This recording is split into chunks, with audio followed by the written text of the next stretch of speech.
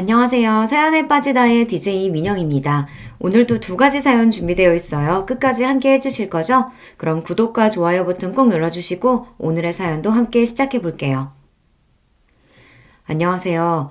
저는 올해로 결혼 8년 차에 접어든 유부녀입니다. 연년생인 남매를 두고 있어요. 올해로 두 녀석 다 초등학교에 입학하면서 자기들도 이제 어린이라며 다 잘한 척을 할 때마다 남편이랑 둘이서 애들 몰래 얼마나 웃는지 모릅니다. 이제 초등학생이 되었으니 신경 써줘야 할 것들이 이래저래 늘기는 했지만 그래도 집에 있는 내내 녀석들 뒤치다꺼리를 했던 시절을 생각하면 요즘은 오히려 짜투리 시간이 늘어났어요. 학교 마치고 잠깐 들어온 아이들 간식 챙겨주기 무섭게 다시 학원을 가거든요. 솔직히 좀 편해지긴 했어도 점점 엄마 손을 벗어나는 것 같아 아쉽긴 해요. 그래도 요새는 학교 못지않게 다들 학원에 가는 통에 학원 보내주지 않으면 친구들이랑 어울리기 힘들다고 하니 이것 또한 아이들이 자라나는 과정이라고 생각하고 있습니다. 결혼해서 생긴 가족이 이 두 녀석뿐만은 아니죠. 남편과 결혼하면서 시댁 식구들 역시 좋든 싫든 저의 법적인 가족이 되었어요. 시댁 식구들 중에서도 유난히 제 마음이 쓰이게 하는 사람은 제 시어머니입니다. 어머님, 어머님이 뭘 그렇게 잘못했다고 그렇게 마냥 참고만 사세요? 이제 자식들 다 키웠고 마음에 걸릴 게 뭐가 있다고요. 어머님 하실 말씀 다 하고 사세요. 내가 이렇게 산 게 하루 이틀도 아니고 이제 와서 뭘 어떻게 하겠니?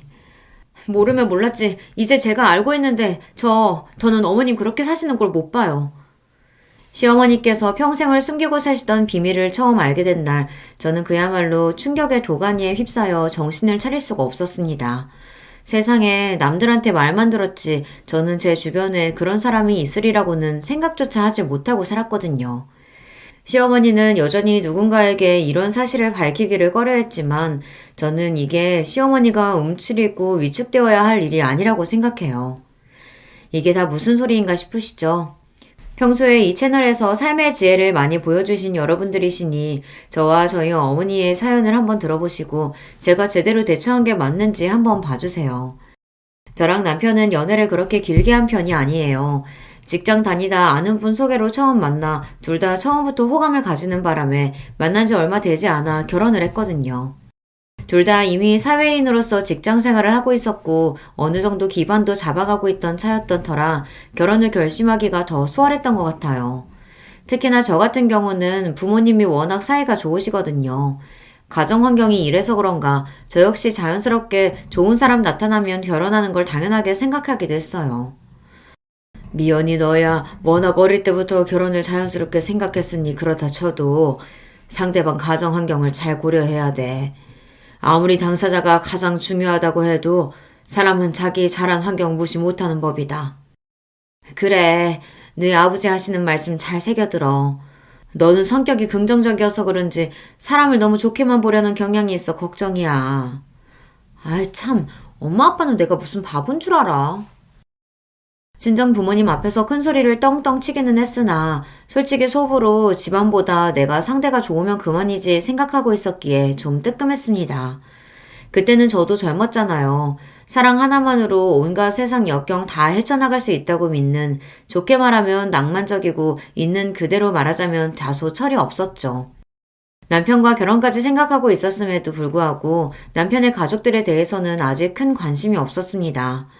물론 가정사에 뭔가 문제가 있었다면 저도 그렇게 쉽게 넘어가지만은 못했겠지만 남편 성격이 워낙 수더분하다 보니 집안에 큰 우환이 있을 거라고는 생각하기 어렵기도 했고요.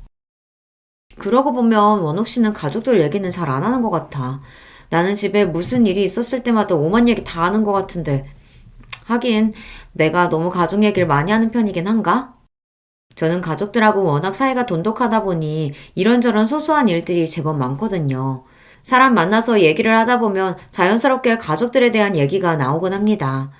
이런 저와는 달리 남편은 연애할 때도 본인 본가 식구들 얘기는 어지간해선 잘 안 하는 편이었어요. 저에 비해 말수가 많지 않은 편이라서 그렇기도 했겠습니다만 친정 부모님 얘기를 듣고 보니 정말 남편 가족에 대한 정보가 거의 없기는 하더라고요. 제 말에 남편이 좀 무안해하더니 말했습니다. 아니야, 생각해보니 서로 결혼 이야기가 오고 하는데 상대방 가족에 대해서 들은 얘기가 너무 없으니까 미연 씨처럼 생각할 수 있지. 일부러 그랬다기보다는 몰래도 누군가한테 가족 얘기를 그렇게 자세하게 해본 적은 없는 것 같아. 그렇다고 딱히 집에 문제가 있다거나 한 건 아니야. 우리 집엔 아들만 둘이잖아. 나나 동생이나 딱히 부모한테 살가운 편도 아니었고. 사춘기 이후로는 집에서 잘 때 빼곤 내도록 밖에서 친구들이랑 어울렸고, 대학 가면서 독립하고 나와서 사니까 아무래도 전보단 더 볼 일이 없어지기도 하고. 그래서 가족들하고 미연 씨네 집처럼 그렇게 어울릴 일이 잘 없어. 일부러 얘기를 안 했다기보다는 뭐 딱히 할 말이 별로 없었다는 게 더 맞겠네. 무안해하면서도 하는 말이 어느 정도 납득이 가더라고요. 저희 집안 분위기는 서로 스스럼 없이 참견하고 어울리는 게 당연했지만 집안 분위기야 각각의 가족마다 다를 테니까요. 저희가 이렇게 지내고 있긴 하지만 아들만 있는 집들 중에서는 남편네처럼 저렇게 별 이유 없이 서로 대면대면한 집도 꽤 있다고 듣기도 했고요. 그리고 그게 뭐 크게 잘못된 건 아니죠. 이왕이면 서로 잘 지내면 제일 좋기는 하지만 가족 구성원 중에 누군가가 크게 분란을 일으키거나 골칫거리가 아니라면 딱히 문제될 일이 아니라는 생각도 들었어요. 아니, 내가 뭐라고 그러려고 꺼낸 말이 아니라 그래도 이제 곧 가족 되신 분들인데 내가 그동안 너무 무심하게 군 건 아닌가 괜히 찔려서 물어본 거였어. 그럴 수도 있지. 우리 가족들이지만 유난스러운 데가 있는 건 나도 알아. 우리 집이 오히려 흔치 않은 걸 수도 있고. 아니야. 그렇게 생각한 적 없어. 사실 내심 부러웠던 적도 많아. 미연 씨는 부모님이 다정하시고 미연 씨도 형제자매 간 사이도 좋고 부모님께도 잘하잖아. 나 미연 씨 하는 거 보고 뜨끔했던 적도 많아. 미연 씨가 그만큼 가족들한테 잘하니까 이렇게 사이가 좋은 거겠지. 나는 그러질 못하니 집안 분위기가 다른 걸 테고. 그런 생각 드니까 미연 씨 보기 좀 민망하기도 하더라. 괜히 남편을 쑥스럽게 만든 건 아닌가 싶긴 했지만 그래도 남편 역시 느낀 바가 있었는지 그 후로는 조금씩이나마 가족들 이야기를 해주더라고요. 내 동생 현욱이는 저번에 밥 한 번 먹으면서 이미 봤고 만나는 사람은 있다는데 아직 사회초년생이라 당장 결혼 계획은 없는 것 같아. 그리고 요새 무슨 생각을 하고 사는지는 딱히 잘 모르겠네. 평소에도 서로 대화가 많은 편은 아니라서. 그래도 사이가 나쁘지는 않아. 같이 밥 먹으면서 직접 봤으니 사이가 나쁘지 않다는 말은 맞는 것 같았습니다. 요란스럽지는 않아도 저에게는 다정한 남편인데 이게 아내 대하는 거랑 형제 대하는 건 다른 모양인지 남편이나 시동생이나 서로에게 무덤덤한 편이더라고요. 만나기만 하면 서로 장난 걸고 스킨십하고 시끌벅적한 저나 제 동생들을 생각하면 담백하기 짝이 없는 형제간이었습니다. 부모님은 초등학교 앞에서 거의 30년 가까이 문구점을 하고 계시는데 사실 말이 문구점이지 애들이 왔다 갔다 하면서 필요한 소소한 물건들 파는 그런 곳이라 규모가 그렇게 크지 않아. 부모님께서 두 분 다 문구점을 하셨기 때문에 뭐 어렸을 적부터 나랑 동생은 집에서 둘이 있거나 아니면 뭐 학원을 다니거나 그런 경우가 많았고 그래서 부모님이랑 집에서 살갑게 대화하거나 그럴 시간이 많이 없었어. 주연 씨랑은 가정환경이 좀 다른 편이지? 아무래도 어릴 적부터 부모님 두 분 다 일을 하신 것 같으면 부모님께서 항상 바쁘셨을 테니까 사이가 대면대면하다는 말이 조금 이해가 가기도 했어요. 덤덤하게 얘기하는 남편 말을 듣고 있자니 말은 저렇게 아무렇지 않은 것처럼 해도 한창 부모님 돌봄을 받아야 할 나이에 동생까지 챙겼어야 했으니 조금은 결핍이 있지 않을까 하는 생각도 들었습니다. 그래서 괜히 농담처럼 물었어요. 그래도 학교 다닐 때 학교 앞 문구점 아들, 딸들이 제일 부러웠었는데 갖고 싶은 물건도 많고 신기한 것도 많아서 친구들이 많이 부러워했을 것 같아. 그건 진짜 어릴 때나 그랬던 거고 어차피 다 팔아야 되는 물건인데 뭘. 철딱서니 없이 부모님 고생하는 거 뻔히 하는데 그런 물건들 함부로 만지고 그럴 수는 없지. 그리고 말이 문구점이지 요새는 학교 차원에서 애들 필요한 물품들 다 단체 주문하거나 해서 준비하는 경우가 많거든. 뭐 학용품을 사러 온다기보다는 애들 장난감 비스무리한 것들이나 아니면 간단한 간식류들 파는 게 수입의 대부분이야. 아, 간식이면 과자나 음료수 뭐 그런 거 가져다 두고 파는 거야? 뭐 그런 간단한 것들도 있고 애들 좋아하는 떡볶이나 뭐 간단한 분식류 같은 것들도 같이 팔기도 하고. 그런 것까지? 그게 보통 손 많이 가는 게 아닐 텐데. 분식집처럼 본격적으로 하는 건 아니고 애들 간단하게 요기 삼을 컵볶이나 간단한 간식류 정도지 뭐. 말이 간단하겠지. 애초에 식당으로 만들어진 것도 아닌데 그 열악한 환경에서 조리를 한다는 게 결코 쉽지 않을 터였습니다. 듣다 보니 남편도 본인 부모님이 얼마나 고생을 하시는지 체감을 잘 못하는 것 같이 들렸어요. 그러면 그런 음식들은 다 어머님이 하시고? 그렇지. 아버지는 본인 손으로 평생 라면 한 번 끓여 드시는 거를 본 적이 없는 분인걸. 남편 말에 석연치 않은 기분이 들었지만 가정마다 가풍이 다르니 그걸 가지고 제가 왈가왈부할 일은 아니라고 생각했어요. 무엇보다 남편은 자취를 오래 하면서 요리도 제법 잘하고 가정적인 면이 있는 사람이라 더더욱 문제 삼지 않았죠. 그렇게 시댁에 대한 이야기를 조금씩들 듣게 되었습니다. 얼마 지나지 않아 본격적으로 결혼 준비가 시작되면서 양가 부모님 상견례가 있었어요. 저희 부모님이야 워낙 사교적인 분들이셔서 상견례 분위기가 부드럽게 풀렸습니다. 시댁 쪽에서도 저희 결혼에 대해 딱히 불만이 있어 보이진 않았어요. 하하, 살다 보니 이렇게 참한 며느리 보는 날도 오고 자식 키우다 보니 이렇게 좋은 날도 오네요. 시아버지께서 호탕하게 껄껄 웃으시며 말씀하셨습니다. 어찌되었든 첫 만남에 저를 마음에 들어 해주시니 저도 기분이 나쁘지 않았어요. 시아버지 옆에 앉아 계시는 시어머니는 말없이 다소 경직된 미소만 지으실 뿐 옆에 앉은 남편 하는 말에 주로 고개를 끄덕이셨습니다. 말씀이 많지 않다는 첫인상을 받았어요. 그렇게 상견례 자리 내내 시어머니 목소리를 듣는 일은 거의 없었어요. 말씀은 주로 시아버지께서 다 하셨습니다. 상견례를 무사히 치른 후 긴장이 다소 풀려서 마음이 풀어졌어요. 남편과 그날 있었던 일을 두런두런 나누던 차에 제가 말했습니다. 아버님께서 참 호인이시더라. 서로 처음 만난 자리니까 어색할 법도 한데 말씀도 잘해주시고 나한테도 좋은 얘기만 해주셔서 내가 긴장이 많이 풀렸어. 당신이 이야기한 것보다 훨씬 다정하신 것 같은데? 그러자 남편이 대수롭지 않게 말했습니다. 아버지 원래 좀 그러셔. 집 밖에서나 처음 만난 사람한테는 쉽게 잘 다가가시고 말주변도 좋으시고 그런 편이야. 정작 나나 엄마한테는 평생 무뚝뚝한 분이긴 하지만. 저야 방금 듣고 본 것이 시아버지에 대해 아는 전부이니 아까 그렇게 활짝 웃으며 말씀하시던 분께서 그렇게 무뚝뚝한 분이시라는 게 상상이 잘 가지 않았습니다. 남편한테 그런 이야기를 듣고 보니 옆에서 내내 말씀이 없으시던 시어머니가 조금 신경이 쓰이더라고요. 그럼 어머니께서는 평소에도 말수가 저렇게 적은 편이셔? 어머니는 좀 그런 편이시긴 해. 우리 키우면서도 큰 소리 한 번을 내신 적이 없으니까. 당신이랑 현욱 씨가 엄청 효자였나 보네. 아무리 말 잘 듣는 애들이라고 해도 어머니가 집에서 소리 한 번 지르지 않고 키우기는 쉽지 않으셨을 텐데. 왜 그런 말도 있잖아. 아들 있는 집 엄마는 아무리 성격이 소녀 같아도 호랑이 엄마가 된다고. 나나 동생이 말을 잘 듣는 편이긴 했어도 엄마가 항상 우리한테 말을 조심하시긴 했지. 우리 무던한 성격은 아무래도 엄마 쪽에서 온 게 아닌가 싶어. 얘기를 듣다 보니 시어머니가 더 궁금해지더라고요. 상견례에서 많은 대화를 나누지 못해서 더 그런 것도 있었겠지만 인상 자체가 부드럽고 조금은 주눅 들어 보이시는 게 왠지 마음이 더 갔습니다. 앞으로 결혼하면 평생 뵐 뿐이니까 그래도 저희 친정 부모님 닮아서 사교적인 성격인 편인 제가 먼저 살갑게 다가가야지 하고 다짐했습니다. 양가 상견례까지 잘 마쳤겠다. 저희 결혼은 순조롭게 진행되었어요. 그 후로 시댁을 몇 번 더 찾아뵈었지만 여전히 시아버지께서는 제게 친절하셨고 시어머니는 말씀은 많지 않으셔도 늘 저를 반겨주셨어요. 이만하면 제법 괜찮은 시댁이다 라는 생각이 들었습니다. 먼저 결혼한 친구들 중에서는 시댁 식구들 중에서 유별난 사람들이 꼭 한둘씩은 있어서 마음고생을 하는 경우가 꽤 있었거든요. 특히 시어머니 문제로 말이에요. 하지만 애초에 말씀 자체가 많지 않으신 시어머니였기 때문에 갈등의 소지는 딱히 보이지 않았습니다. 오히려 곧 며느리로 들어올 저에게 아직도 낯가림을 하시는 것 같았어요. 어머님 이리 주세요. 제가 도와드릴게요. 아니야. 시집 오면 우리 애랑 살면서 살림할 것도 갑자기 확 늘어날 텐데 벌써부터 고생스럽게. 이렇게 저를 배려해 주시는 말씀도 서슴없이 하셨고요. 이런 분이 결혼한 후라고 갑자기 돌변하셔서 며느리 시집살이를 시키실 분으로 보이지는 않았습니다.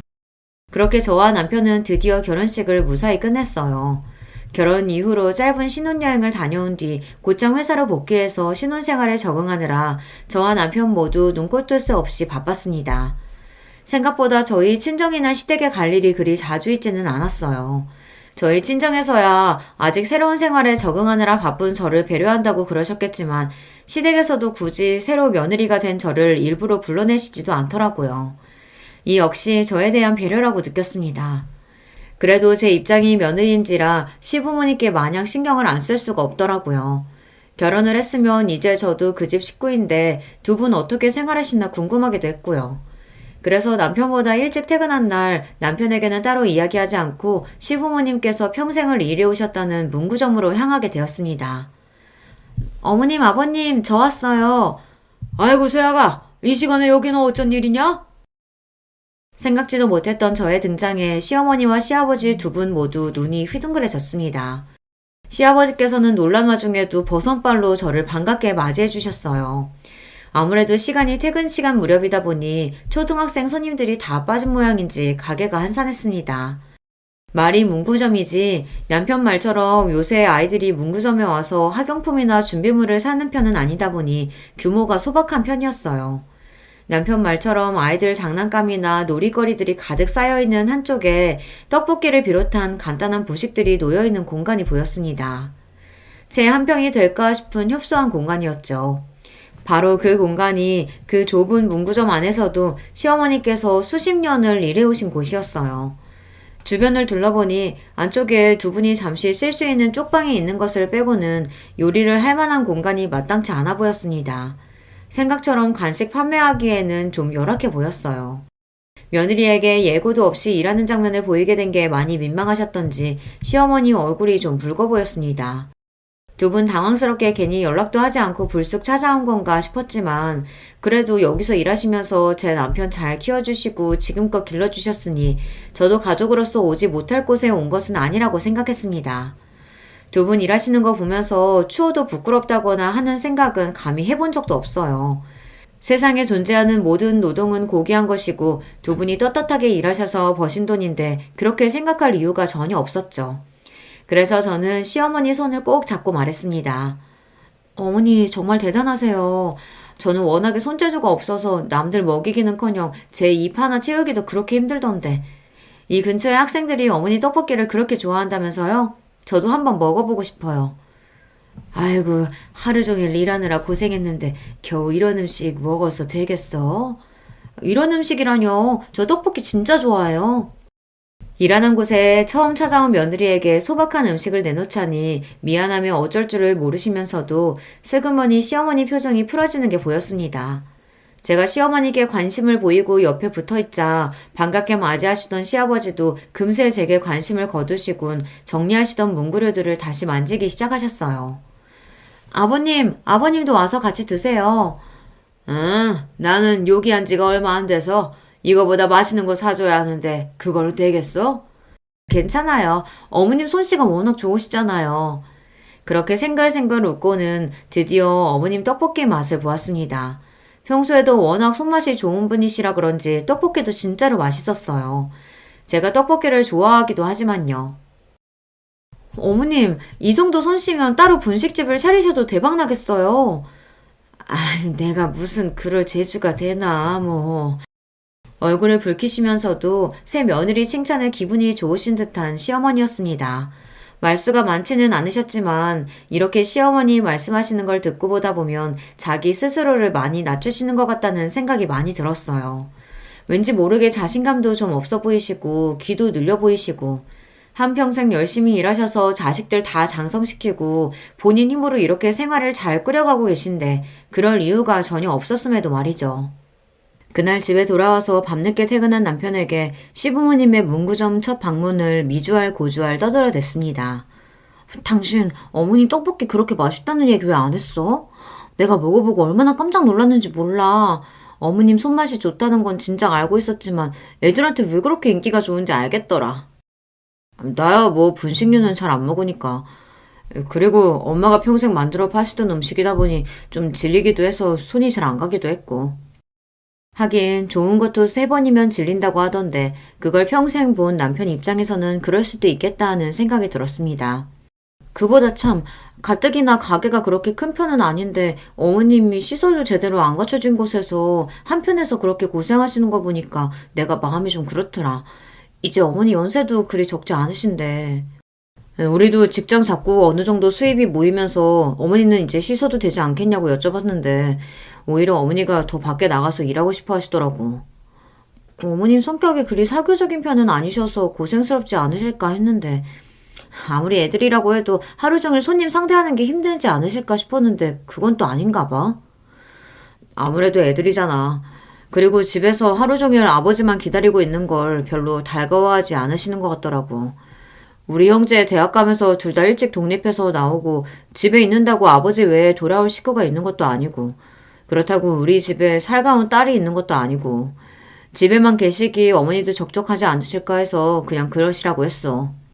그렇구나. 그럼 내가 가끔씩이라도 문구 좀 들려서 어머니 말동무도 해드리고 그래야겠다. 당신 퇴근하고 피곤할 텐데 그렇게까지 안 해줘도 돼. 걱정하지 마. 무리해서 그러지는 않을 테니까. 나도 어머님이랑 잘 지내보고 싶어서 그래. 제 말에 남편이 더 말을 보태지는 않았지만 그래도 자기 어머님하고 친해지고 싶다고 하는데 굳이 말리지는 않더라고요. 그렇게 퇴근하고 짬날 때마다 제 체력에 무리가 가지 않는 선에서 시부모님 문구점을 방문하는 일이 잦아지게 되었습니다. 처음에는 하루 종일 일한 사람 수고스럽다며 오지 말라고 손사래를 치던 시아버지께서도 그런 제가 좀 익숙해지셨는지 슬슬 덤덤하게 맞이해 주시기 시작했습니다. 평소 식구들에게 무뚝뚝하다는 남편 말이 틀린 건 아니었는지 오히려 자주 보고 익숙해지자 처음에 살갑게 대해주시던 모습보다 다소 심드렁해지신 시아버지셨어요. 반면 시어머니께서는 조금 달랐습니다. 첫 며느리임에도 불구하고 저를 어려워하시는 티가 역력하셨던 시어머니께서 제가 먼저 살갑게 다가가자 조금씩 마음을 열어주시기 시작하신 거예요. 처음에는 그 좁은 문구점에 엉덩이 붙일 곳조차 마땅치 않아 옆에 서서 어머님을 도와드리겠다고 하는 저를 보고 어쩔 줄 몰라 하셨거든요. 그런데 이런 방문이 여러 번 이어지자 이제는 제가 문구점에 들어서면 먼저 다가오셔서 슬그머니 손을 잡아주시는 어머님이셨습니다. 퇴근하고 평일에 쉴 시간도 부족할 텐데 왜 또 여길 왔어? 저녁은 먹고 온 거야? 아니요, 저 배고파요, 어머님. 어머니 떡볶이 먹고 싶어서 아무것도 안 먹고 왔어요. 이렇게 부실한 음식 말고 제대로 된 걸 먹어야지. 그렇게 말씀하시며 집에서 일부러 저 먹이려고 싸우신 밑반찬들을 쪽방 안에 펼쳐놓고 제 저녁부터 챙겨주시는 시어머니셨습니다. 아유, 어머니 일부러 안 그러셔도 된다니까. 시댁 식구들이랑 좀 더 가까워지고 별 재주는 없지만 조금이나마 도움이 되고자 해서 온 건데 오히려 시어머니께 일감을 하나 더 늘려드린 것 같아서 송구스러웠어요.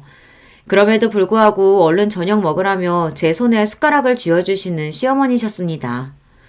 우리 집에서 먹는 반찬 그저 조금씩 더러운 거밖에 없는데 수고스러울 거 하나도 없어. 매일 고생하는 사람 밥이라도 제대로 챙겨 먹여야지.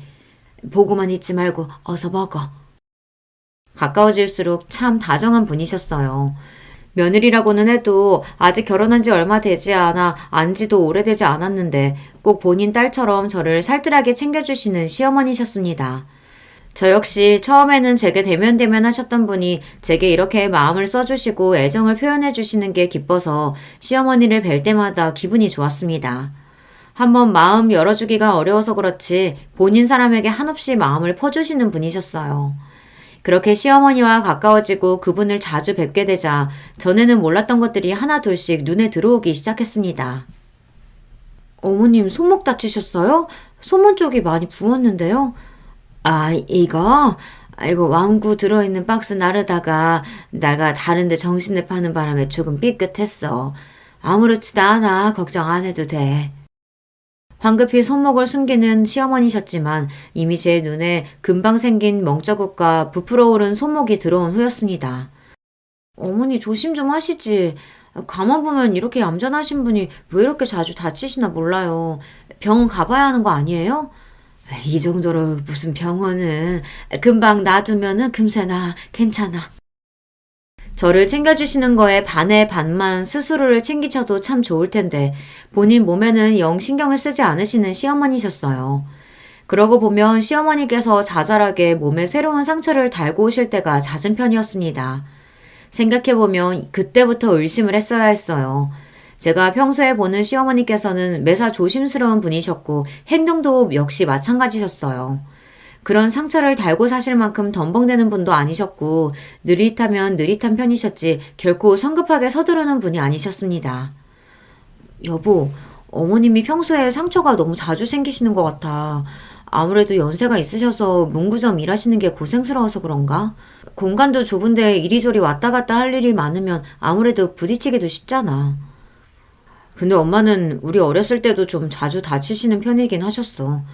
그렇다고 크게 다치신 적은 없지만 자잘한 상처는 항상 달고 사셨던 것 같아. 어릴 때부터 그랬다고? 아무래도 가게 안이 좋다고 뛰어다니는 애들도 제법 있고 물건 채워나를 일도 많고 하다 보니까 그렇겠지.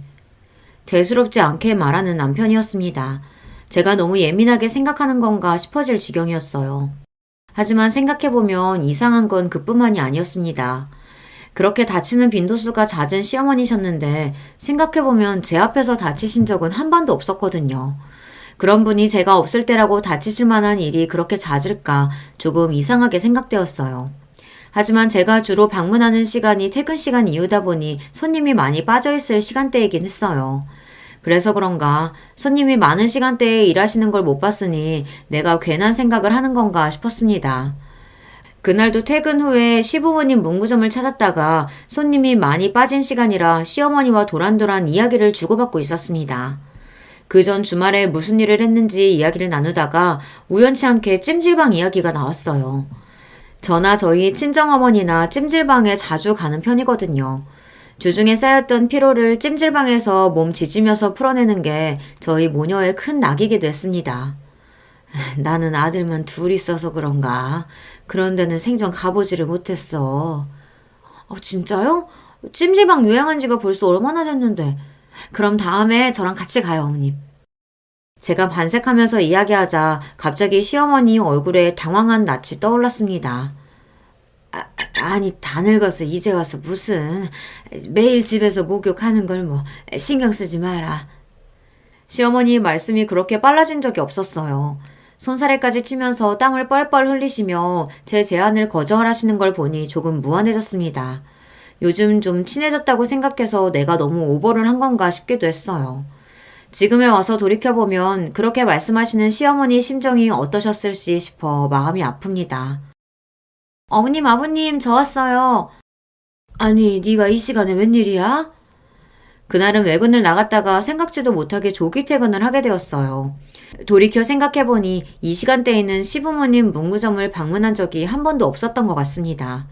시간이 딱 아이들 학교 시간이랑 겹쳐서 손님이 가장 많은 시간대였어요. 전에 없이 문구점 안이 와글와글 거리는 걸 보자 바쁘실 때의 풍경은 이렇겠구나 싶어 새삼 문구점이 새로워 보였습니다. 괜히 안쪽에 다 큰 성인 여자인 저까지 들어가면 더 번잡스러울까봐 입구 쪽에 조금 비켜서서 시부모님 일하시는 것을 지켜보게 되었어요. 조그만 장난감들 여러 개를 놓고 어느 걸 고를까 눈을 빛내는 아이들도 있었고 친구 따라 와르르 몰려와서 신이 난 아이들로 가게는 인산인해를 이뤘습니다. 시아버지께서는 그런 아이들에게 환한 미소로 화답하시며 신나게 말을 거셨어요. 아이고 요놈, 전부터 그걸 그렇게 갖고 싶어 하더니 결국 오늘 사갖고 가는구나? 말씀하시는 게 꼭 본인 손자한테 하시는 것 같았습니다. 저 처음 상견례에서 배웠을 때 반겨주시던 그 모습 그대로였습니다. 집안에서보다 밖에서 더 살가운 분이라는 남편 말도 다시금 떠올랐고요. 어쨌든 문구점에서 일을 하시는 게 시아버지 적성에 맞아 보였어요. 생각 외였던 거는 시어머니의 모습이었습니다. 막 학교 끝나고 들어온 아이들이니 얼마나 배고플 때예요. 시어머니가 갓 끓여낸 떡볶이 한 컵 받겠다고 주변에 바글바글 모여있는 아이들을 보면서도 시어머니 얼굴은 싫은 기색 하나 볼 수 없었습니다. 혹시 아이들 다치기라도 할까봐 떡볶이가 너무 뜨거우면 옆에 있던 부채를 살살 붙여서 조심스레 건네주기도 하셨고요. 아직 철없는 아이들이니 상대하기가 쉽지 않으셨을 텐데도 열심히 후후 떡볶이를 불어 시키며 입안에 쏙 넣기 바쁜 아이들을 바라보는 시어머니 얼굴은 보람차 보였습니다. 말은 그렇게 하지 않으셨어도 시어머니도 이 일을 좋아하신다는 생각이 들었어요. 그런 시부모님 모습을 지켜보면서 괜히 자식들이 부모님 고생하신다는 핑계로 부모님 삶의 터전을 너무 쉽게 빼앗으려는 건 아닌지 그런 반성도 들었습니다. 왜 그런 말들 많이 하잖아요. 은퇴하시고 나면 부모님들이 갑자기 확 늦는다는 거요. 사람이 본인에게 주어진 역할이 있고 하는 일이 있을수록 더 활기차고 생기있게 살 수 있는 법이잖아요. 부모님께 마냥 쉬시라고 하는 것이 능사가 아니라는 생각을 그날 제대로 하게 되었습니다. 어머님, 기분 정말 좋아 보이세요. 어머님이 아이들을 이렇게 좋아하시는지 몰랐어요. 애들도 애들이지만 여기서 일을 하다 보면 내가 쓰임이 있다는 게 참 좋아. 나같이 보잘것없는 사람도 기다려주는 애들도 다 있고. 어머님, 무슨 말씀을 그렇게 하세요? 어머님처럼 이렇게 손맛도 좋고 다정하신 분이 또 어디 계신다고요? 시어머니를 좋아하는 만큼 자기 스스로를 자꾸 낮춰서 이야기하는 시어머니 모습에 속이 많이 상했습니다. 어머니, 그러지 마세요. 어머님처럼 좋은 분이 또 어디 계신다고. 저 그러면 정말 속상해요. 그래, 그래. 알았어. 정말로 속상해하는 저를 보시며 황급히 저를 달래주시는 시어머니셨습니다. 그러고 나서 당분간은 회사 일이 갑자기 바빠지는 바람에 문구점에 잘 들리지 못했어요. 간신히 진행하던 프로젝트를 마무리하고 간만에 또다시 예고 없이 시부모님의 문구점으로 향했습니다. 어머님, 아버님, 저 왔어요. 그래, 세기 오랜만이다. 그렇게 도착한 문구점에는 시아버지 혼자 계셨습니다. 갑자기 들어온 저를 보고 시아버지 얼굴이 당황한 기색이 역력했어요.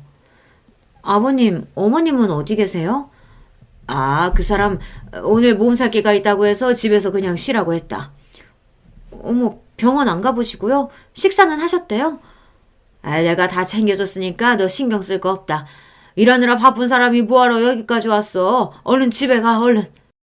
그렇게 한사코 저를 내쫓으시는 시아버지 때문에 얼결에 밀려서 문구점 밖으로 나왔습니다. 시아버지가 시어머니를 잘 챙겨주고 나왔다고는 하시지만 문구점 찾는 아이들에게면 몰라도 평소에 시어머니에게 그렇게 살갑게 대하지 않는 시아버지셨어요. 정말로 편히 잘 쉬고 계시는 건지 걱정스러운 마음에 죽집에서 죽을 포장해다 시댁으로 향했습니다. 문구점에는 자주 들렀어도 일하시느라 시부모님께서 시댁을 비우실 때가 많아서 제가 시댁으로 찾아가는 일은 그렇게 많지 않았어요. 저로서도 오랜만에 시댁 방문이었습니다. 그렇게 도착해서 시댁 초인종을 눌렀어요. 띵동 띵동 여러 번 초인종을 눌렀는데도 안에서는 대답이 없었습니다.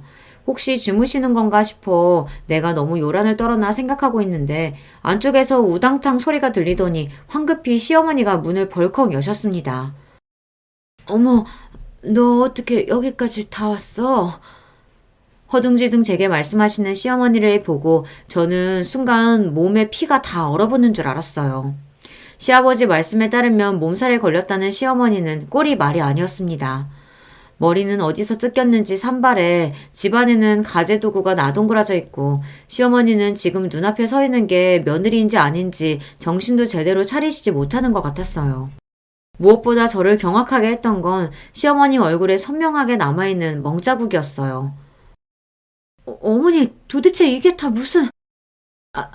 그게 아니라... 시어머니 얼굴을 보고 경악에 차서 소리를 버럭 지르는 제 모습에 시어머니는 순간 주춤했습니다.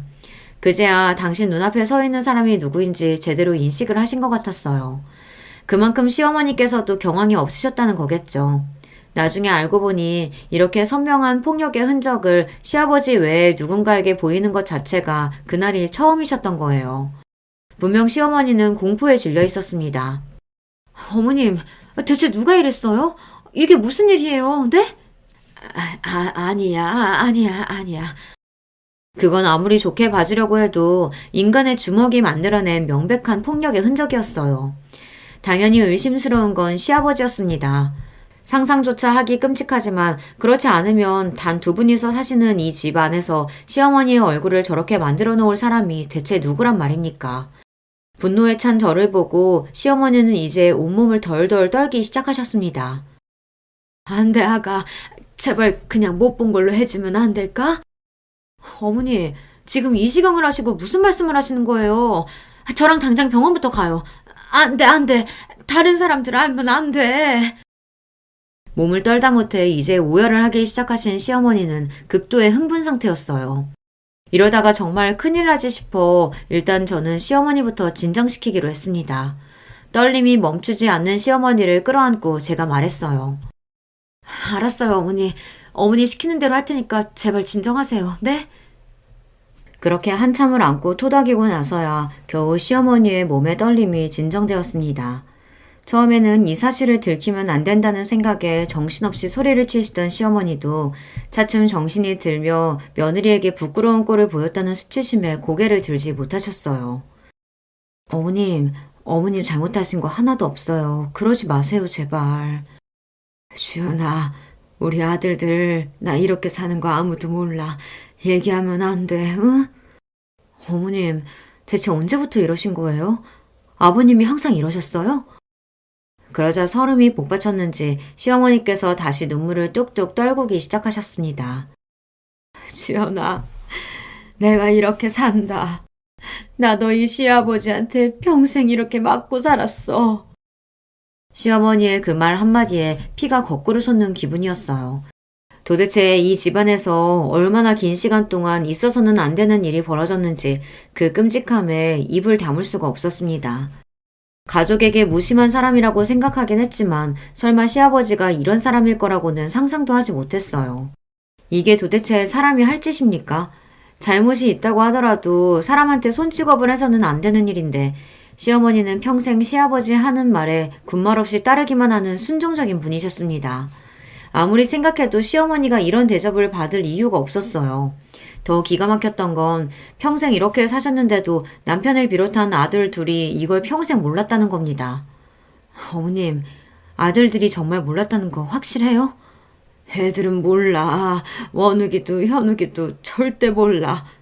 내가 이거 모르게 하느라고 얼마나 애를 썼는데. 어머니, 도대체 이런 걸 왜 참고 사셨어요? 어머니가 뭘 잘못했다고요? 나도 네 시아버지 이럴 때마다 정말 끔찍했지만 그래도 애들한테 손 안 대는 게 어디야 라고 생각했어.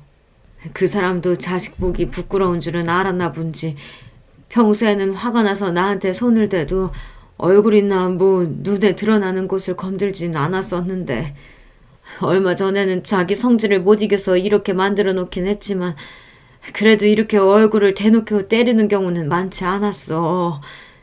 자기도 해놓고 나서 놀라는지 며칠 가게 나오지 말라고 하더라.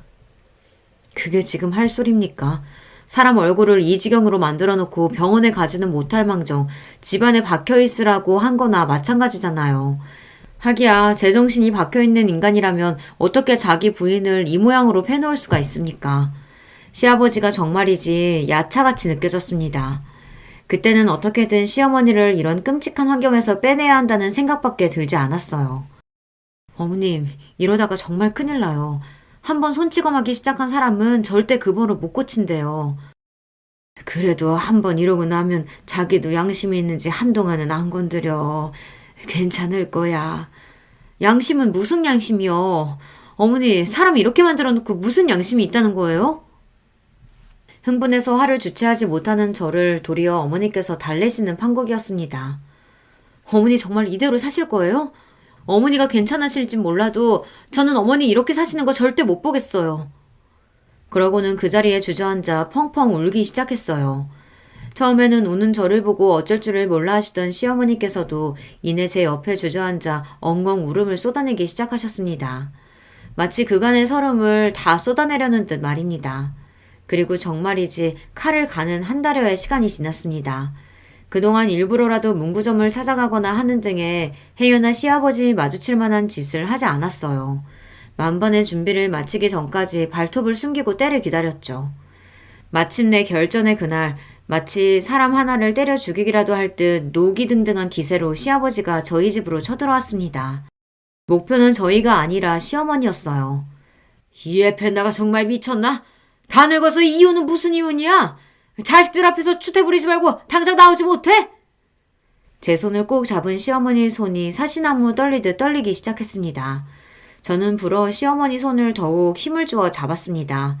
당장이라도 시어머니께 달려들 듯한 시아버지 앞을 남편이 막아섰어요. 지금 추태는 누가 부리고 있는데 그동안 자식들 모르게 내 어머니한테 손 찍어매놓고 어떻게 뻔뻔하게 여기까지 쳐들어올 생각을 합니까? 아버지가 그러고도 사람입니까? 분노에 차 사자어를 지르는 남편을 보고 시아버지는 주춤했습니다.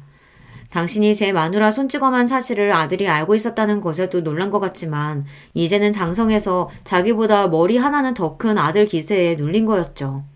폭력이라는 게 결국 저런 겁니다. 자기보다 약한 사람 내리찍는 사람은 그보다 더 물리적으로 우세한 사람에게 주눅들기 마련이죠. 아무리 자식이라도 시아버지가 남편 힘을 이길 수 있을 리가 만무했으니까요.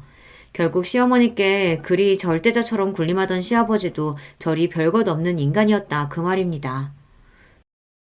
너 지금 무슨 말도 안 되는 소리라는 거야?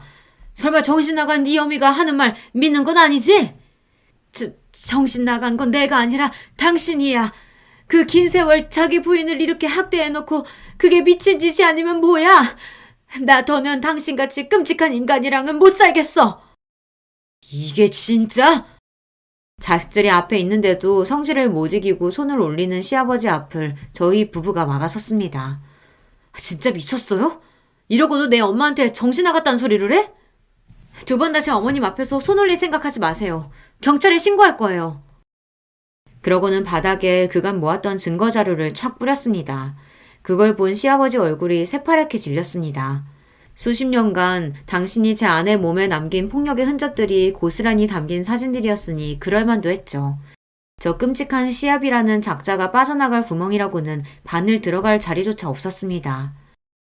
나 그저 내 자식들 상처받지 않고 자라게 해야 한다는 생각에 당신 끔찍한 손찌검 지금껏 참고 또 참고 살아왔어. 내 자식들 정말 상처 주지 않으려면 내가 스스로를 지켜야 하는데 당신한테 억눌려 살면서 내가 나 스스로를 가장 함부로 대하며 살았어. 나 이제 더는 그렇게 안 살아. 당신은 당신이 지은 죄값 치르면서 혼자 쓸쓸하게 살아. 여전히 자신에게 폭력을 행사한 남편에게 겁에 질려 있으면서도 덜덜 떠는 목소리로 한 맺힌 지난 세월을 당당하게 소리치는 시어머니였습니다. 접은 성정에 저런 말씀을 하시기까지 얼마나 많은 상처를 입으셨을까 생각하니 곁에 서 있는 저도 남편도 눈물을 참을 수가 없었어요. 행여나 엄마 앞에 나타나서 더러운 짓거리 할 생각 말아요. 나나 현욱이나 저는 당신 손에 엄마 두지 않을 테니까. 내 엄마한테 손댄 거 안 순간부터 우리 형제한테 아버지는 없습니다. 다신 우리 앞에 나타나지 말아요. 자기가 죄다 잘못해놓고도 뭐가 그리도 분한지 씩씩대던 시아버지가 당장이라도 사단을 낼 기세인 남편에게 눌려 마지못해 자리를 피했습니다. 긴장이 풀렸는지 다리에 힘이 풀린 시어머니가 그대로 주저앉으셨어요. 잘하셨어요. 잘하셨어요, 어머니. 그렇게 세 식구가 얼싸안고 또다시 펑펑 울었습니다. 사건의 전말은 이러했어요. 시어머니는 극구 만류하셨지만 본인 어머니가 어찌 사셨는지 아들들이 모르는 건 말도 안 됐습니다. 수차례의 설득 끝에 간신히 시어머니를 설득해 남편과 시동생에게 사실을 알리기로 했습니다. 어떻게 아버지가 이럴 수 있어? 어떻게 사람이 이런 짓을... 우린 그것도 모르고 자식이 돼서 엄마가 이렇게 산 줄도 모르고... 아버지에 대한 경악, 어머니의 지난 세월에 대한 분노, 그리고 일이 이 지경이 되도록 아무것도 몰랐다는 죄책감까지 남편과 시동생도 충격에 휩싸였습니다. 내가 이런 끔찍한 일을 당신한테 알리기로 한 건 지금부터는 무조건 당신이랑 도련님이 어머니 편이 되어줘야 하기 때문이야. 평생 자기 샌드백 취급한 아내인데 이제 와서 반항한다고 들어먹을 양반도 아니고 지금부터라도 아들들이 어머님을 확실하게 보호해줘야 한다고. 알았어? 그렇게 분노에 찬 두 아들들의 절대적인 지지를 얻어낼 수 있었습니다. 그 다음은 이혼 소송과 형사 고발을 위한 자료 수집이었어요. 시어머니께서 그동안 주기적으로 폭행당한 스스로의 몸을 촬영하시고 폭력의 증거를 수집해 오셨던 건 의외의 사실이었습니다. 나는 몰라도 혹시나 나중에라도 내 새끼들한테까지 손을 뻗치면 어쩌나 싶어 설마 하는 마음에 준비해둔 거였어. 근데 이렇게 쓰게 될 줄은 나도 몰랐다. 잘하셨어요, 어머니. 이혼 소송은 물론이거니와 경찰의 시아버지를 고발하기에도 차고 넘치는 자료였어요. 그렇게 시어머니의 제대로 된 반격이 시작된 겁니다. 이건 시작에 불과했어요. 그동안 어머님이 부식 판매해서 현금 모인 건 다 시아버지가 따로 꽁쳐뒀다면서요. 그러면 이혼할 때 위자료나 재산 분할도 얼마 안 나올 텐데 그건 안 되죠. 어머님이 얼마나 고생해서 버신 돈인데 그 돈 숨겨둔 곳 모르세요? 왜 몰라. 그 사람 하는 짓이야 뻔한 걸. 그렇게 시아버지가 제가 몰래 숨겨둔 현금 숨겨둔 곳에서 돈이 줄줄 새는 줄도 모르는 동안 착실히 그걸 빼돌려다 금고에 따로 숨겨두었습니다. 와, 저는 은행 안 가는 사람 있다는 말만 들었지 현금을 그렇게나 숨겨둔 사람은 또 처음 봤네요. 애초에 세금 몇 푼 안 내보겠다고 숨겨둔 돈이니 어디 신고도 못할 테고 고스란히 시어머니 새 출발 자금이 될 돈이었습니다. 이혼에 형사처벌에 위자료에 합의금 뜯긴 것도 모자라 하이라이트로 시아버지 인생의 믿는 구석이었던 현금까지 죄다 털린 걸 알고 또 한 번 저희 집을 찾아와 시어머니 앞에서 난동을 부린 시아버지였으나 분노에 눈이 뒤집힌 형제에게 차례로 패대기를 쳐진 이후로는 아들들 무서워서 차마 저희 집에 접근하지 못했습니다. 어디 그뿐입니까? 무려 애들을 상대로 장사하면서 아내한테 손찌검을 해 이혼당했다는 소문이 쫙 퍼지자 문구점에 손님이 뚝 끊겼습니다. 제정신 박힌 부모라면 혹여서 틀리면 내 자식한테까지 손 올릴지 모를 막대먹은 사장놈이 있는 가게에 애들을 보내겠습니까? 수십 년을 이어온 문구점이 금세 매물로 나오는 데는 긴 시간이 걸리지 않았습니다. 미연이 네가 아니었다면 지금까지도 그 인간한테 맞으며 살고 있었겠지. 누구한테라도 들키면 죽을 줄 알았는데 막상 나보다도 더 아파해주는 너를 보니 그제야 더는 이렇게 살지 않을 용기가 났다. 나는 네가 살려준 거야, 미연아. 한동안 정신관 치료도 받으시고 시어머니 역시 고생이 많으셨으나 서서히 지금은 회복하시며 진정한 본인의 삶을 살고 계세요. 요즘에는 또래들 동호회 활동도 조금씩 참석하시는 등 점점 밝아지시는 시어머니 모습에 뿌듯한 기분입니다. 고생하신 세월이 길었던 만큼 앞으로의 여생은 그저 행복만 가득하셨으면 해요. 오늘 제 여기는 여기까지입니다. 부디 저희 어머님 행복하시기 함께 기원해 주시면 더없이 기쁠 거예요. 들어주신 여러분 모두 좋은 하루 되시길 바랍니다. 안녕하세요. 저는 70이 넘은 노인입니다. 몇 년 전 제가 겪었던 무척 슬픈 사연이 있어서 한번 털어놓고 싶어 사연을 보내봅니다. 저는 젊은 시절 상당히 고생을 많이 하며 살았습니다. 굉장히 가난한 어린 시절을 보냈죠. 전쟁의 기억이 명확하게 있는 나이는 아닙니다만 저희 부모님은 전쟁으로 인해서 큰 타격을 입었습니다. 원래 시골에서 평범하게 농사 지으며 먹고 사는 데는 문제가 없는 가정이었지만 전쟁으로 인해 농토가 전부 폭격되고 나서는 아무것도 남지 않았다고 해요. 피난을 갔다가 돌아온 고향에는 정말 말 그대로 쑥대밭이 된 동네밖에 남은 것이 없어서 동네 사람들도 전부들 돌아왔다가도 발길을 돌려 서울로 향했다고 합니다. 저희 부모님 역시 마찬가지였고요. 그랬던 사정은 이해합니다. 그래도 서울에는 일자리가 있었고 설사 빌어먹더라도 사람과 돈이 있는 곳에 가서 빌어먹어야 할 테니까요. 그래서 부모님은 아무것도 없는 빈주먹으로 서울로 무작정 향해 오셨고 그 길에 아직 어렸던 저희 형제가 동행했습니다. 당시 아주 어려서 아예 기억도 없는 저와 저희 언니 그리고 저희 동생이 있었죠. 3자매 중에 제가 둘째였답니다. 저희 언니는 전쟁에 대한 기억이 희미하게 남아있는 나이여서 여태까지도 그 시절의 일을 기억하면서 몸서리를 칠 때가 많이 있죠. 동생은 그때 아예 갓난아기였고요. 부모님은 서울로 올라온 이후 많이 힘든 생활을 하셨습니다. 아마 지금 분들은 이해 못하실 수도 있는데요. 당시에는 불량식품을 만드는 일도 동네 가난한 집에서 일을 받아서 하고는 했었습니다.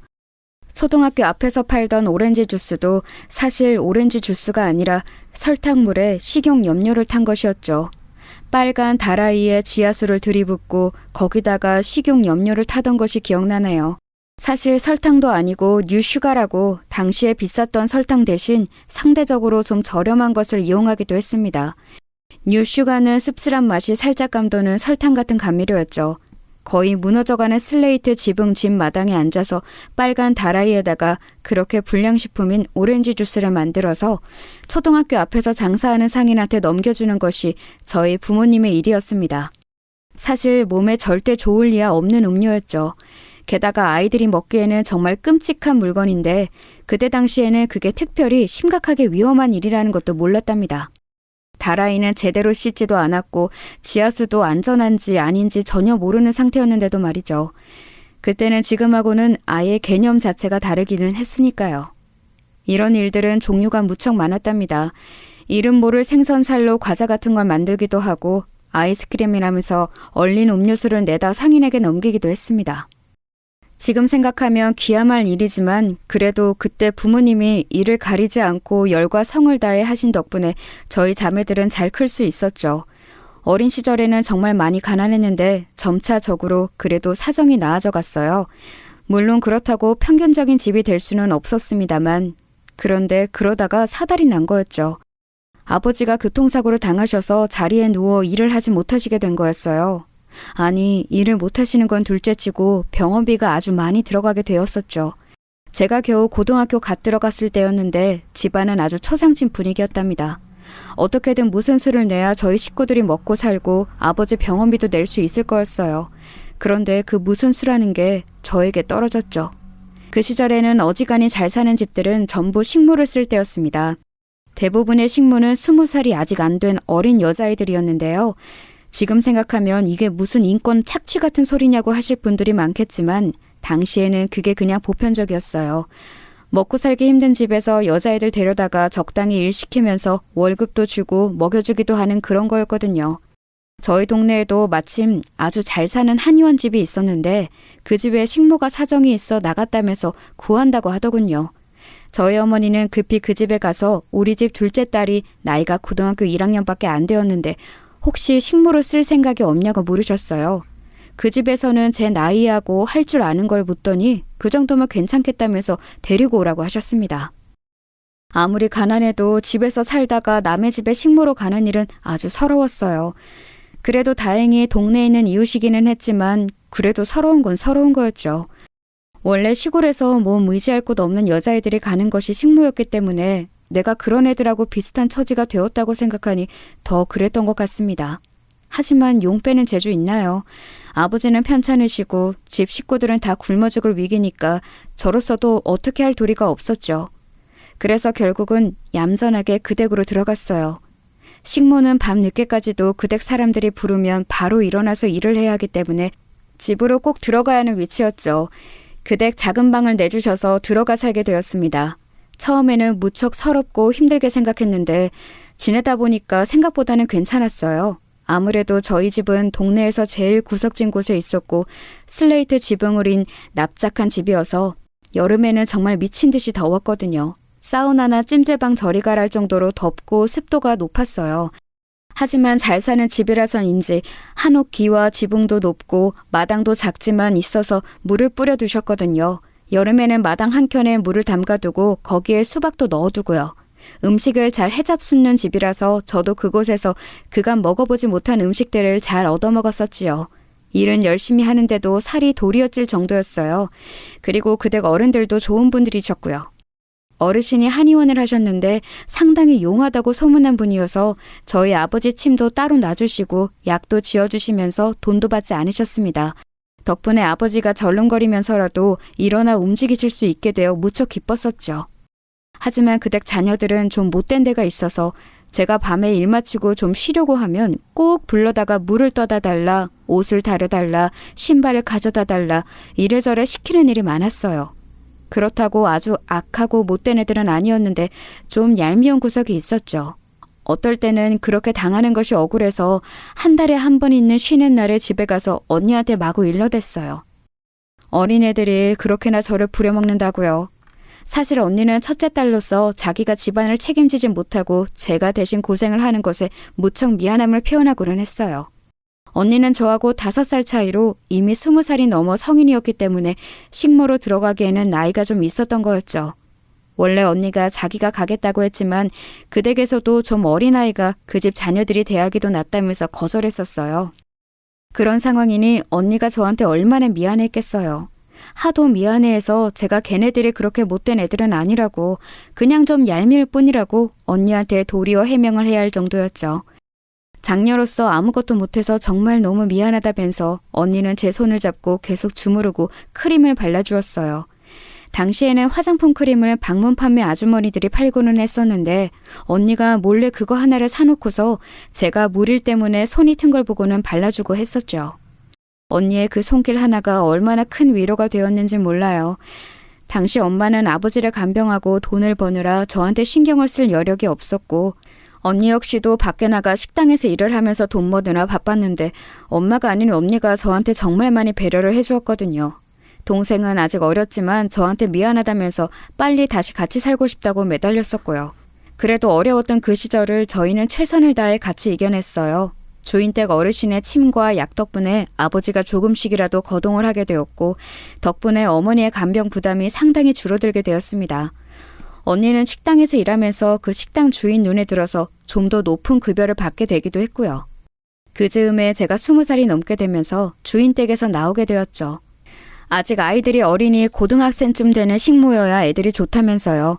주인 댁 어르신은 좋은 분이었기 때문에 제가 그만둘 때쯤 꽤 큰 돈을 저한테 쥐어주셨습니다. 지금으로 말하면 이를테면 퇴직금 같은 거였죠. 어르신이 하셨던 말씀이 기억나네요. 갑자기 큰 돈 생겼다고 막 쓰지 말고 꼭 이거 쥐고 발판 삼아 더 잘 살 생각을 해야 하는 거란다. 알겠니? 어르신이 하신 말씀은 진심으로 걱정해서 하신 말씀이었습니다. 아예 돈을 써본 적이 없는 애한테 큰 돈을 쥐어주니 아무래도 걱정이 되셨던 것 같았어요. 하지만 그 돈을 알게 된 어머니는 당연히 집안 식구들이 나눠 써야 한다고 주장하셨습니다. 그게 논쟁거리가 된다고도 생각하지 않으셨던 것 같아요.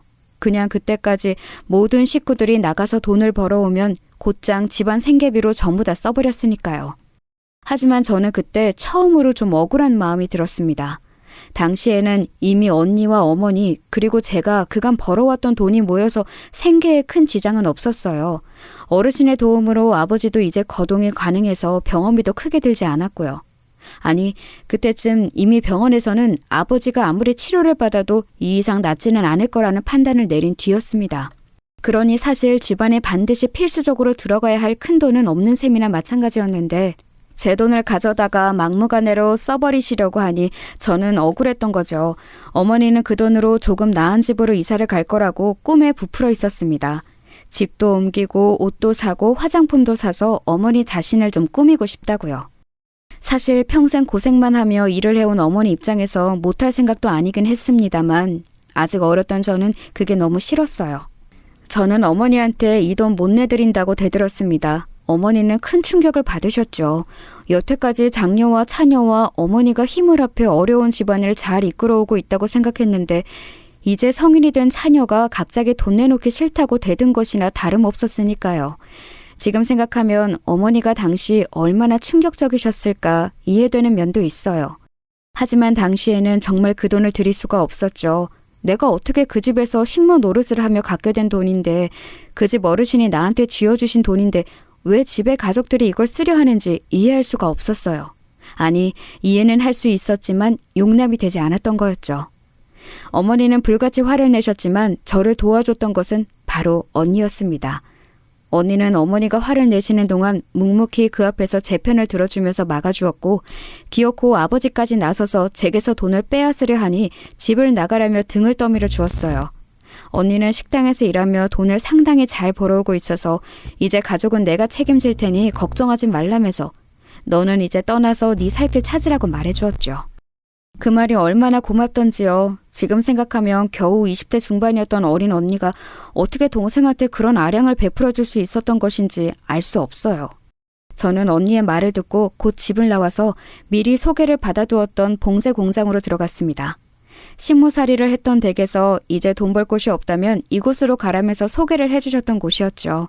여러모로 고마운 댁이었어요. 그리고 그곳에서 남편을 만나 결혼했습니다. 일한 지 3년 만에 23 꽃다운 나이에 웨딩드레스를 입었죠. 남편은 봉제 공장과 거래하는 소매점의 사장으로 저와 나이 차이는 좀 있었지만 무척 다정하고 좋은 사람이었습니다. 다혈질이었던 저희 친정아버지하고는 완전히 다르게 온화하면서도 섬세한 사람이기도 했죠. 저는 결혼 후 그래도 친정에 가봐야겠다 싶어서 친정으로 향했습니다. 집 나간 딸이었지만 번듯한 사위를 데리고 왔으니 이제 부모님이 기뻐하시지 않을까 기대 반 설렘 반이었죠. 하지만 부모님의 반응은 제가 기대했던 것과는 완전히 달랐어요. 가족 버리고 남자 찾아 쫓아간 계집애라면서 부모님은 저를 아예 보려고도 하지 않으셨죠. 그때도 언니하고 동생만이 저와 남편을 만나서 인사를 해주었어요. 언니는 그때 자기 식당을 열었더군요. 작지만 나름대로 잘 되고 있다면서 이제 가족들 생계 걱정은 하지 말라고 그리고 앞으로도 계속 연락하면서 살자고 언니가 따스하게 말해주었습니다. 저는 정말 너무 고마웠어요. 언니가 있어서 그리고 동생이 있어서 비로소 제게 친정의 의미가 있다고 느껴졌죠. 언니의 식당 일이 바빠서 그 후로 자주 교류는 하진 못해도 전화 연락은 언제나 주고받으며 살았어요. 언니도 결혼을 하고 아이를 낳고 가정을 가지면서 만나는 일은 좀 줄었지만요. 슬프게도 동생은 사기를 당해 아무래도 삶이 힘들어지니 연락이 뜸해졌죠. 저도 아들 둘을 낳았어요. 제 시대만 해도 남아선호가 남아있던 시기라서 저는 두 자식이 모두 아들인 것이 그리 좋고 기뻤답니다. 미안하게도 언니는 하나 낳은 자식이 딸이라서 제대로 대놓고 자랑도 하진 못했어요. 하지만 언니는 제가 아들을 자랑스러워하는 것을 눈치챘는지 조금씩 저하고 이야기하기를 꺼려했습니다. 그래도 언제나 저에 대해서 신경 쓰고 있다는 사실만은 알게 해주어서 저도 연락을 조금 덜 하면서 많이 조심을 하려고 애썼죠. 아이들은 무럭무럭 자라났습니다. 아들 둘 기르면 엄마가 깡패가 된다는 말도 있잖아요. 저 역시 거기에서 별반 다르지는 않았습니다. 애들이 특별히 성미가 고약한 애들도 아니었지만 좀 욕심들이 많았어요. 큰애는 작은애가 뭘 물고 있으면 꼭 그걸 빼앗아서 자기가 먹어야 성미가 풀렸고, 작은애는 큰애가 가지고 노는 장난감을 항상 뒤로 빼돌려서 자기 침대에 갖다 놓더라고요. 저도 남편도 욕심 없이 그저 평안한 성격들이라서 대체 이 애들이 누굴 닮아서 이런가 궁금할 지경이었어요. 저는 결혼하면서 봉제 공장을 그만두었지만 남편이 하는 옷가게가 나름대로 되긴 해서 먹고 사는 데는 지장이 없었죠. 그래도 두 아들이 욕심을 내면서 먹는 것, 입는 것, 쓰는 것 모두를 다 서로 질투하고 더 좋은 걸 사달라고 하니 살기가 빠듯할 지경이었습니다. 물론 애들이야 너무 예뻤죠. 욕심은 많아도 큰애는 듬직하고 선선한 면이 있었고, 작은애는 애교 많고 눈치 빠른 예쁜 점이 있었답니다. 내 속에서 난 같은 아들들이라도 이렇게 다르구나 싶어서 가끔 감동적일 정도였어요. 애들 기르면 언제나 자기도 모르게 감동하고 좋은 추억이 남는 그런 시간들이 있잖아요. 저희 아들들도 똑같이 마찬가지였던 거죠. 남편도 온화하고 좋은 사람이었고 아들들도 그렇게 저한테 좋은 추억을 안겨주어서 나름대로 행복한 삶을 살았다고 자부합니다. 큰애는 공부를 정말 잘했고 작은애는 그 정도는 아니더라도 나름대로 모범생 축에 들었어요. 주변 엄마들은 저를 많이 부러워했었죠. 욕심 많은 애들이라도 그 성격 덕분에 공부를 잘하는 거라고 저는 그렇게 생각하면서 뿌듯해하기도 했어요. 그런데 문제는 큰애가 대학에 들어가고 나서 발생했습니다. 남편이 교통사고로 사망한 거였죠. 남편은 여느 날이나 똑같이 아침 일찍 가게로 나가려고 차를 타고 운전해서 도로로 진입했는데 역주행해서 오던 차량과 정면으로 부딪혀서 세상을 떠났습니다. 저희가 뭔가 병원으로 데리고 와서 뭘 해볼 겨를도 없이 그냥 사고 현장에서 즉사한 거였죠. 그래도 나중에 이야기 듣기로 너무 순간 죽어서 고통은 없었을 거라는 게 유일한 위안이었습니다. 저는 거의 기절할 것처럼 울었었죠. 평생 의지하고 지내던 다정한 남편이 그렇게 한순간에 세상을 떠나 제 곁에 없으니 정말 모든 게 무너져 내리는 것 같았습니다. 게다가 큰애는 성인이 간신히 되었고 작은애는 아직 고등학교 3학년이 막 되었던 시절이었어요. 이른 봄에 사고를 당한 거였죠. 아직 추위도 채 가시지 않은 날 장례식장에서 펑펑 울고 있는데 큰애는 무뚝뚝한 얼굴로 앉아있고 작은애는 어두운 표정이더군요. 아직 너무 어린 애들이라 아버지가 돌아가신 것의 무게를 모를 수도 있다는 생각이 들었습니다. 저는 애들을 끌어안고서 괜찮다고 아버지가 돌아가셨어도 이 엄마가 있으니 아무 걱정하지 말라고 말해주었어요. 그런데 그때 작은애가 제 손을 딱 내치더니 불통하게 말하더군요. 아, 엄마, 나 고3이야 이제. 공부해야 하는데 나 진짜 여기서 밤새? 저는 순간 뭐라고 말해야 할지 말문이 막혔습니다. 아니, 아버지가 교통사고로 비명에 갔는데 아들이 장례식장에 있어야 하냐고 묻다니요. 저는 순간 제가 정말 그동안 가정교육을 잘못 시킨 건가, 대체 인간이 되긴 한 건가, 작은 아들의 된됨이 자체에 의문이 들었습니다. 그때 큰애가 작은애를 퍽 치면서 짜증스럽게 말하더군요. 누군 좋아서 있어? 나도 알바해야 하는데 빼고서 있잖아. 입 다물고 있어. 아, 왜 때려? 남들 들으면 멍청이 취급하니까 입 다물라고. 큰애는 작은애를 나무라면서 가만히 있으라고 했어요. 큰애와 작은애 나이 차이가 2살밖에 안 나지만 그래도 형 대접은 확실히 했기 때문에 작은애는 억울한 표정으로 입을 다물더군요. 하지만 저는 큰애의 말도 좀 충격적이었어요. 아니, 아버지가 돌아가셨는데 슬퍼하지는 못할 망정 좋아서 있는 게 아니라고 하다니요. 그리고 멍청이 취급당하기 싫으면 가만히 있으라는 건 이유로 되면 안 되는 거잖아요. 아버지 장례식인데 말이에요. 하지만 저는 기가 막힌데도 그걸 표현할 수가 없었습니다.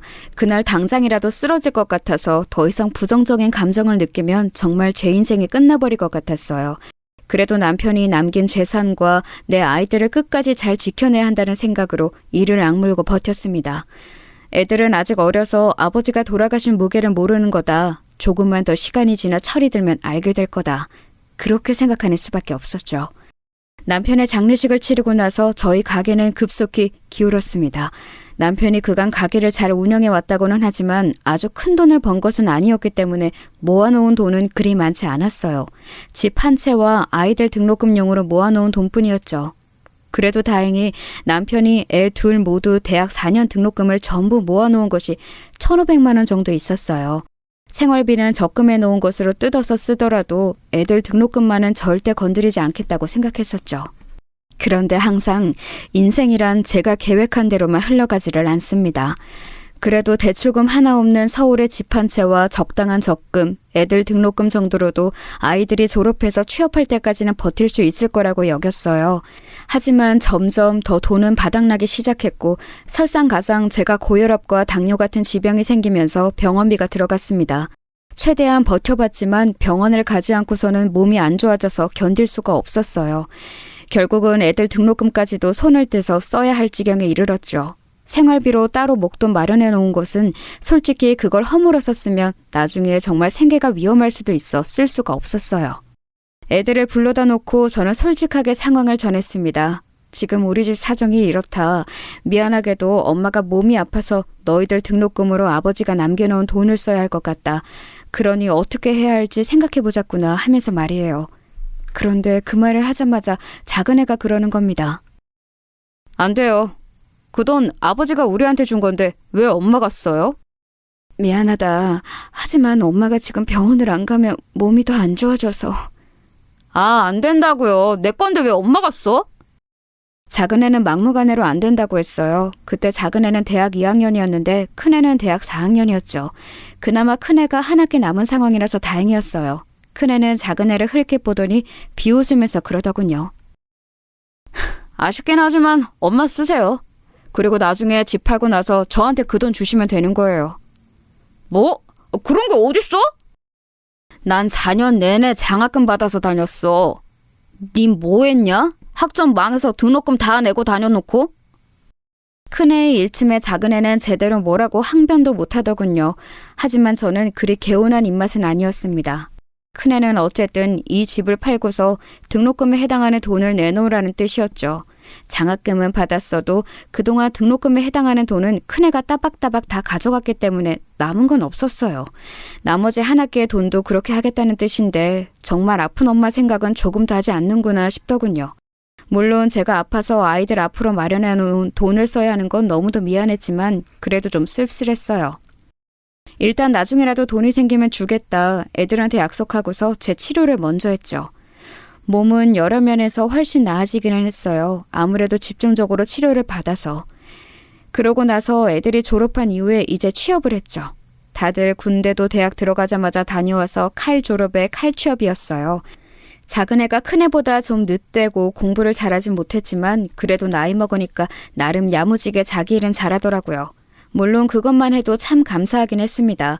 나이 먹어 자기 앞가림 못해 부모 속 썩이는 애들이 한둘이어야죠. 취업하고서 큰애와 작은애 둘 다 20 후반일 때 결혼했어요. 큰애는 좋은 대기업에 들어가서 아주 미인을 만나더라고요. 게다가 상당히 친정이 잘 사는 집안이라 저한테도 우리 집이 꿀려 보이면 안 된다고 성화가 말도 아니었어요. 아들은 스펙 좋고 나름 훤칠하게 키도 큰 아이라서 그 아가씨가 반했던 것 같은데 결혼까지 가려니까 집안도 중요했던 거였죠. 예비 며느리라고 온 아이는 저희 아파트를 흘끔흘끔 둘러보면서 약간 마땅찮은 표정이었던 게 기억이 납니다. 그럴 때마다 큰애가 불안한 듯이 며느리 눈치를 봤었고요. 언제나 제 앞에서는 당당하고 할 말 다 하던 큰애라서 며느리 앞에서 그렇게 불안하게 좌불안석인 걸 보니 굉장히 낯설더라고요. 큰애는 상견례를 할 때도 어지간히 성화를 부렸어요. 우리가 집에 잘 살진 못하니까 어머니라도 교양 있고 우아한 부인으로 보여야 한다면서요. 그쪽 집안이 뭔가 바깥 사더니 법 쪽에 종사하고 괜찮은 집안이라서 우리 집도 그러기를 바라는 것 같았어요.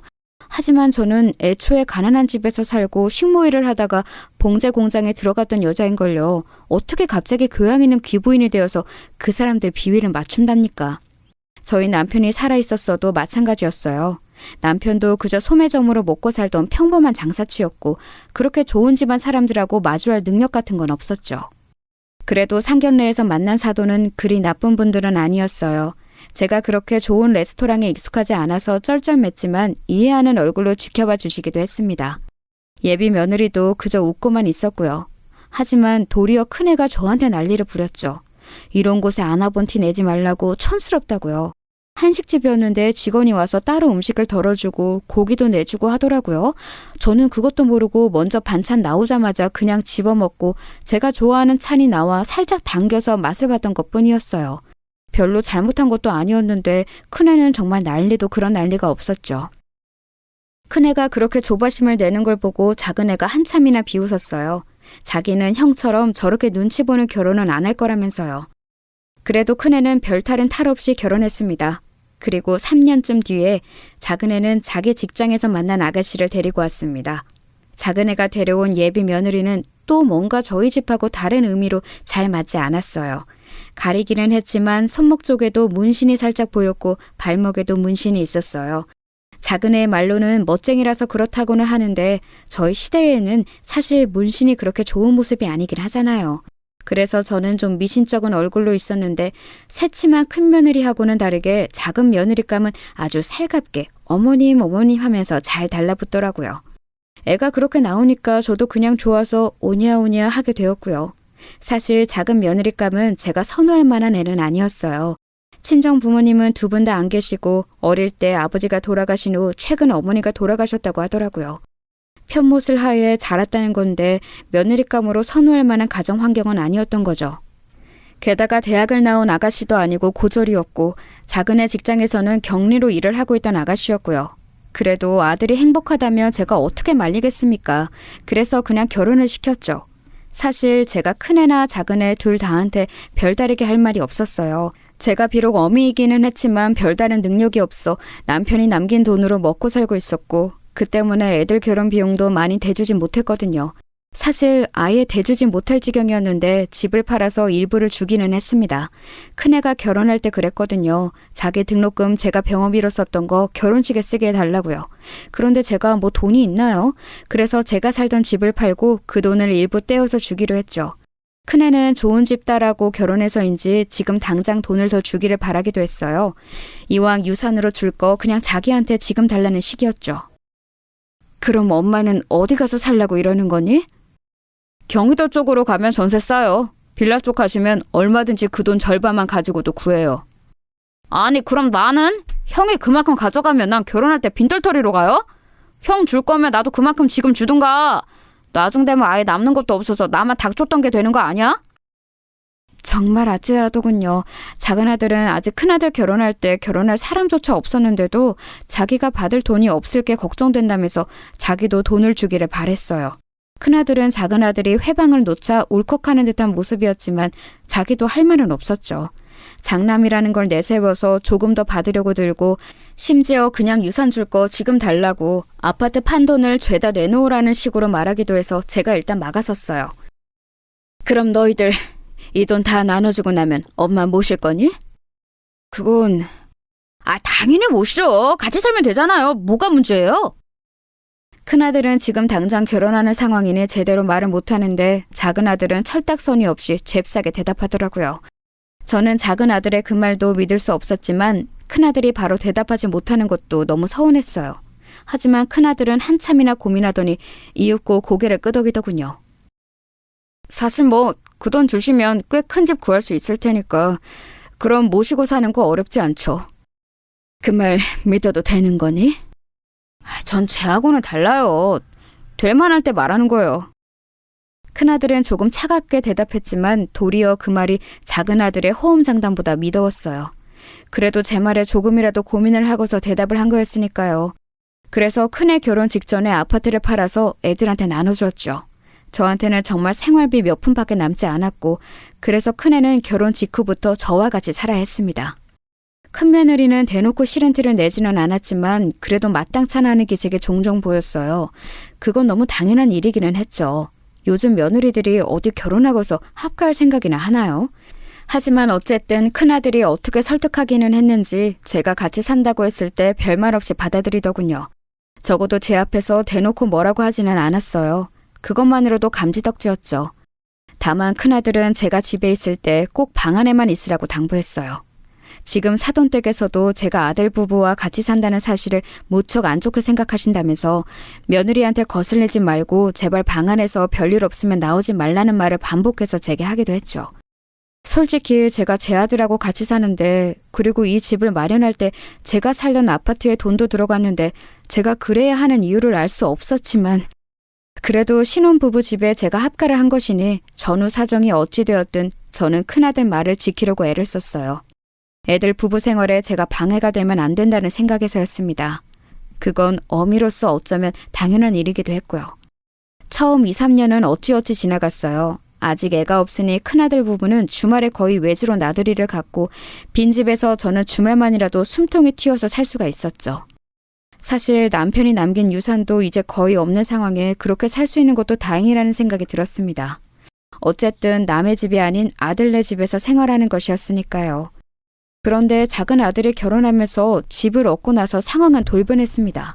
작은 아들은 큰애가 결혼할 때 동시에 받았던 재산을 그 사이에 제법 많이 써버려서 집도 작은 걸 마련할 수밖에 없었어요. 그런데 큰애는 기다렸다는 듯이 저를 작은애한테 넘기려고 했던 거였죠. 이제 네가 어머니 모셔야지. 여태 내가 3년 모셨으니 이제부터 네가 3년이야. 아니, 우리 집 진짜 코딱지만 하고 방 딱 한 개인데 무슨 엄마를 우리가 모셔? 야, 그럼 돈만 쏙 빼먹고 안 모시겠다고? 너 돈 받으면서 호언장담했던 거 기억 안 나? 형이 더 많이 받았잖아. 그러니까 형이 모셔야지. 내가 얼마 더 받았지? 1,000만 원 더 받았나? 야, 양심 좀 있어라. 제가 보는 앞에서 큰아들과 작은아들은 서로 그런 식으로 대거리하면서 싸웠어요. 정말 어찌나 화가 나고 분하던지요. 아들들이 서로 저를 모시기 싫다고 서로 떠넘기려고 거의 드자빚을 직전까지 가는 꼴을 보니 제가 헛살았다 싶었습니다. 하지만 동시에 제 수중에 돈이 전혀 없었기 때문에 화가 나도 멀거니 보고 있을 수밖에 없었어요. 제가 애들 혼내고 나면 갈 곳이 아무 데도 없어서 그냥 길바닥에 나앉을 수밖에 없었거든요. 다 늙은 나이에 지금 어디 가서 일할 곳을 찾을 수도 없는 노릇이었고 그저 애들 싸우는 걸 처분만 바라는 심정으로 바라보고 있었죠.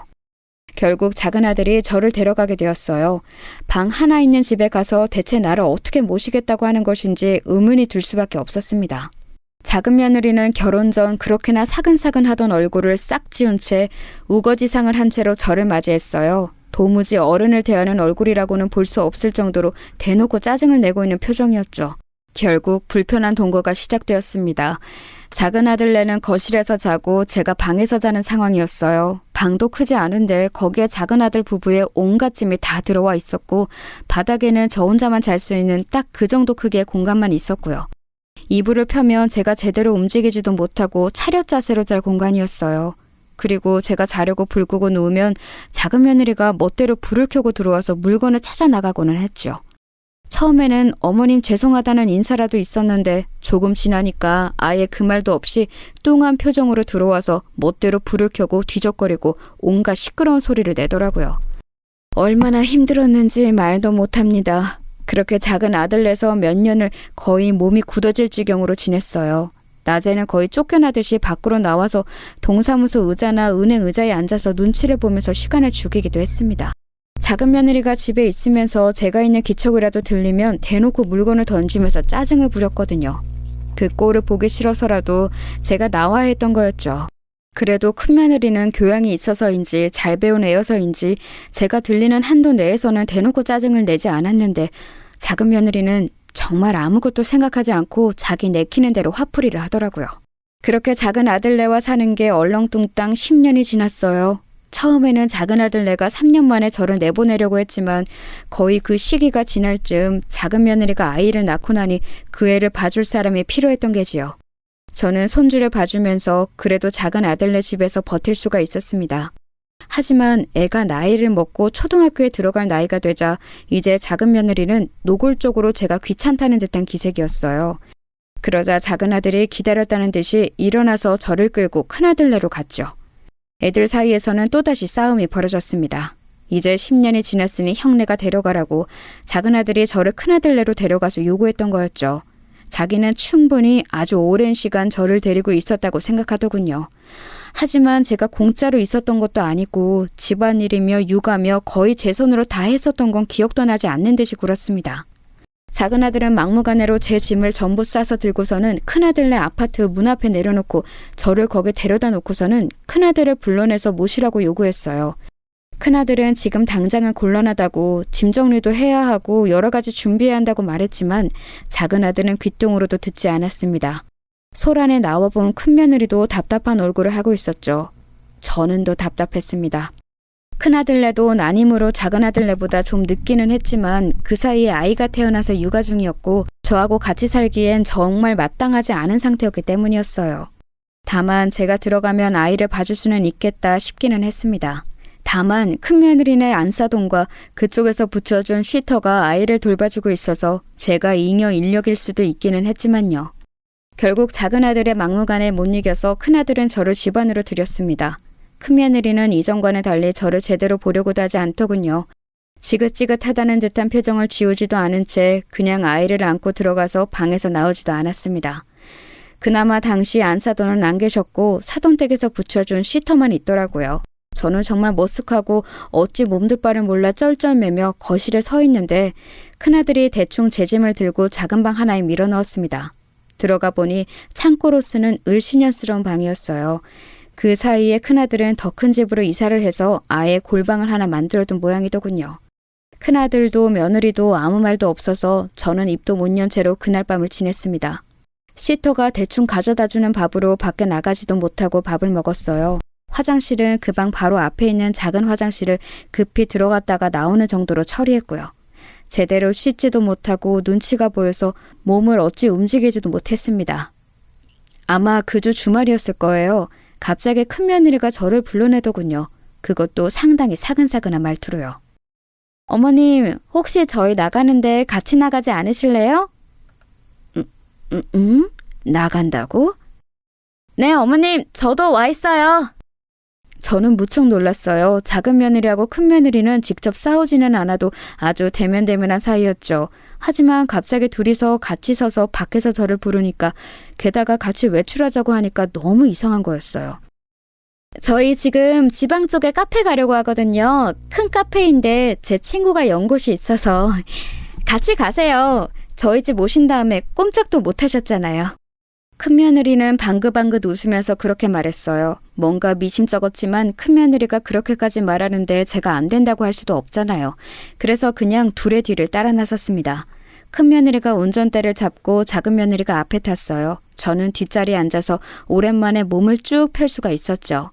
큰아들 부분의 차가 참 좋았거든요. 승차감도 고요하고 그래서 저는 며칠간 계속 신경이 곤두서 있어서 한잠도 자지 못해서 결국 깜빡 잠이 들고 말았었죠. 그런데 제가 비몽사몽하는 동안 앞에서 둘이 뭔가 두런두런 이야기를 하더라고요.